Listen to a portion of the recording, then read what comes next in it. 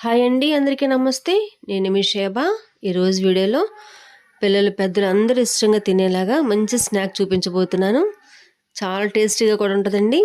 ఇలా చేసి పెట్టండి, పిల్లలు ఇంకా బయటికి వెళ్ళకుండా చక్కగా ఇంట్లోనే తింటారనమాట. దీనికి కావాల్సిన పదార్థాలు ఏమో కూడా ఈ వీడియోలో చూసిద్దాం. మా ఛానల్ కొత్తగా చూసేవారితో సబ్స్క్రైబ్ చేయండి, ఒక లైక్ ఇవ్వండి. చూడండి, ముందుగా ఒక బౌల్ తీసుకుని దానిలోకి ఒక కప్పు గోధుమ పిండి, చూడండి ఈ చిన్న గిన్నె అనమాట, దానికి సరిపడా ఉప్పు ఎక్కువ వేసుకోబాకండి. 2 స్పూన్లు ఆయిల్ పోసుకొని ఒకసారి ఇదంతా కూడా ఉప్పు ఆయిల్ కలిసేలా కలిపేసుకుందాం. దీనిలో కొంచెం కొంచెం నీళ్ళు పోసుకుంటా ఒకసారి నీళ్ళు పోయబాకండి. చపాతీ ముద్దలాగా గట్టి కలుపుకోవాలన్నమాట. మరీ గట్టి కాదు, మీడియంగా కలుపుకోండి. మూత పెట్టేసుకొని ఒక 10 నిమిషాలు దానికి రెస్ట్ ఇచ్చామని కూడా నానుతూ ఉంటుంది. స్టవ్ వెలిగించుకుని చిన్న ప్యాన్ పెట్టుకుని దానిలోకి 2 స్పూన్ల ఆయిల్, కొంచెం జీలకర్ర వేగిన తర్వాత ఒక పెద్ద ఉల్లిపాయ ఇలా నిలువుగా కట్ చేశానండి సన్నగా, అవి వేసుకుని కొంచెం ఎర్రగయ్యేలాగా వేపుకోవాలన్నమాట. దానిలో సరిపడా ఉప్పు వేసుకోండి, మరి ఎక్కువ వేయబాకండి. మంట మీడియంలో పెట్టుకుని చక్కగా ఇలా ఎర్రగయ్యే వరకు వేపుకోవాలి. దానిలో ఒక పెద్ద బంగాళదుంప ఉడకబెట్టి ఇలా కొంచెం మెత్తగా నలిపానండి, అది వేసుకుందాము. ముందు ఉడకబెట్టుకోండి, తర్వాత కొంచెం మ్యాష్ చేసుకుని సరిపోయింది. దానిలోకి కొంచెం కారం, కొంచెం గరం మసాలా, నేను ఆచి గరం మసాలా వాడుతున్నానండి. ఇది చాలా బాగుంటుంది ఫ్లేవర్ అయితే మాత్రం. ఇదంతా బాగా కలిసేలా కలిపేసుకుందాం. మొత్తం మనం వేసిన కారం మసాలా అంతా కూడా ఉల్లిపాయలకి దుంపకి పట్టేలాగా బాగా కలిపేసుకోవాలి. ఒక 2 నిమిషాల పాటు ఉడకబెట్టుకుంటే బాగా ఉడికిపోద్ది అన్నమాట. ఇంకా పచ్చిదనం ఉంటుంది. అది మీద కొంచెం కొత్తిమీర, సన్నగా తరిగిన కొత్తిమీర గుప్పుడు వేసుకుంటే ఇంక ఇది రెడీ అయిపోయినట్టు. స్టఫింగ్ ఇలా చేసుకోండి. మీకు కావాలంటే కొంచెం మిరియాల పొడి వేసుకోవచ్చు, ధనియాల పొడి, జీలకర్ర పొడి వేసుకోవచ్చు. ఇంక ఇది పక్కన పెట్టేసుకొని చల్లారుతూ ఉంటుంది. చూడండి, మనం కలిపిన పిండి చక్కగా నానిపోయి ఉంటుంది. చూసారా, మెత్తగా అయిపోయింది కదా. దీన్ని మనం కొంచెం మందంలో చపాతీలాగా ఒత్తుకోవాలన్నమాట. మరి పలచగా చేయొద్దు, అలానే మందంగా చేయొద్దు. చపాతీ ఎలా చేసుకుంటామో సేమ్ అలానే. నేను ఒక చిన్న గిన్నె మాత్రమే గోధుమ పిండి కలిపానండి. మీకు కావాలంటే కొంచెం ఎక్కువ కావాలనుకోండి కొంచెం ఎక్కువ తీసుకోవచ్చు. చూడండి, ఈ మూత ఇంత సైజు మూత, మీకు ఎంత సైజు కావాలో అంత సైజు మూతలు కానీ గిన్నెలు కానీ తీసుకోవచ్చు. అన్నీ ఒకేలాగా ఉండేలాగా ఉండాలి కదా, అందుకని నేను ఈ మూత కట్ చేస్తున్నాను. చూడండి, కొంచెం పెద్ద మూత అనమాట.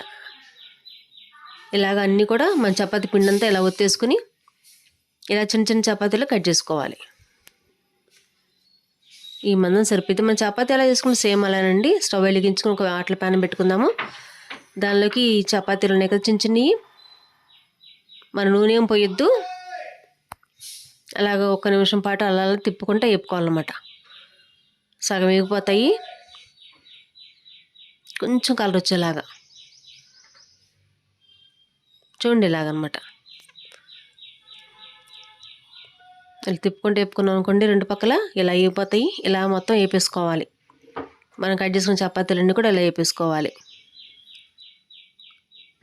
అలా వేపుకున్న వాటిలోకి చూడండి, నేను చీజ్ తీసుకొచ్చాను. ఇలా ఉంటుంది అన్నమాట, పిజ్జా చీజ్. అది వేసుకుందాము. ముందుగా టమాటా సాస్ వేసుకుందాము. కొంచెం సాస్ వేసుకొని ఈ చపాతీ అంతా కూడా అప్లై చేసుకోవాలి. దాని మీద ఒక పక్కకు వైపు చూడండి, ఒక వైపుకి సగం వైపుకి మాత్రమే ఈ చీజ్ తురిమేస్తున్నాను కొంచెం. దాని మీద 1 స్పూను బంగాళదుంప కూర, ఒకవైపు మాత్రమే పెట్టుకోండి, మొత్తం పెట్టద్దు. 1 స్పూన్ వేసిన సరిపోయింది. దానిపైన మళ్ళీ ఇంకొంచెం చీజ్ వేసుకుని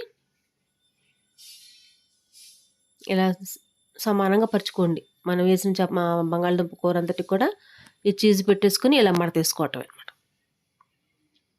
ఇంతే, సరే ఇలా పెట్టేసుకోండి. చక్కగా అన్నీ కూడా ఇలా రెడీ చేసుకోవాలి.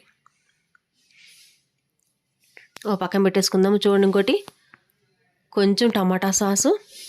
మనం తింటున్నప్పుడు ఇవన్నీ బాగుంటాయండి, పుల్లగా కొంచెం తగులుతూ ఉంటే తీపిగా అలా ఉంటాయి అన్నమాట. కారంగా చాలా బాగుంటుంది. పిల్లలు ఇష్టపడేది ఇయే కదా. బయటికి వెళ్ళి జంక్ ఫుడ్స్ అని తెగ తింటున్నారు కదా, అవి తినకుండా మనం ఇలా చేసి పెట్టామనుకోండి, వాళ్ళ కడుపు నిండా తినేస్తారనమాట. వాళ్ళకి బాగా ఇష్టం ఇలాంటి తినాలనిపిస్తుంది పిల్లలకి. అందుకని కొంచెం చేసామనుకోండి ఇలాగా చక్కగా తినేస్తారు. ఇలా అన్నీ చేసి పెట్టేసుకోవాలి రెడీగా. స్టవ్ మీద ఒక చిన్న ప్యాన్ పెట్టాను చూడండి. దానిలో కొంచెం నూనె, ఒక బటర్ ఫ్రై చేశాను. మీరు మొత్తం బటర్తోనే కాల్చేసుకోవచ్చు. ఇలా వేసేసుకోవాలి. నూనె కొంచెం వేడైన తర్వాత మంట హై పెట్టుకోవద్దు, మీడియంలో పెట్టుకోండి. ఇలా 2 వైపులు తిప్పకుండా చక్కగా ఎర్రగా వేపేసుకోవాలి. ఆల్రెడీ మనం ఒకసారి కాల్చాం కాబట్టి ఇంకా పచ్చి అనేది ఏముండదు. లోపల వరకు చక్కగా వేగిపోయిద్ది చపాతీ.